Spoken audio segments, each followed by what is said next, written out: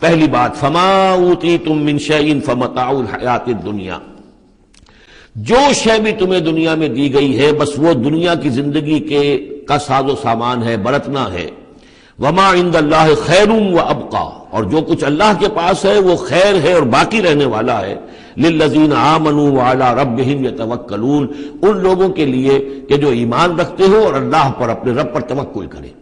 یعنی پہلی بات یہ کہ دنیا و ما فیہا سے ان کا قلبی تعلق جو ہے وہ اس طرح کا ہو جائے کہ اس کی کوئی اہمیت اور وقت ان کے دل میں نہ رہے، اور انہیں یقین ہو جائے کہ اصل میں ہمارا مطلوب آخرت ہے، ہمیں جو چاہیے وہ آخرت ہے، اور اس کی طلب ان کے دل کے اندر راسخ ہو چکی ہو۔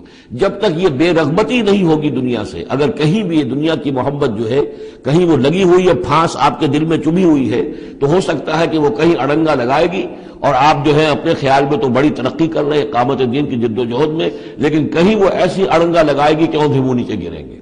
پہلا فیصلہ یہ ہے کہ آدمی طے کر لے کہ میں طالب آخرت ہوں یا طالب دنیا ہوں، اور نمبر دو یہ کہ توکل اللہ پر۔ یہ دو ایک آیت کے اندر یہ دو شرطیں آئی۔ اب آگے چلیے۔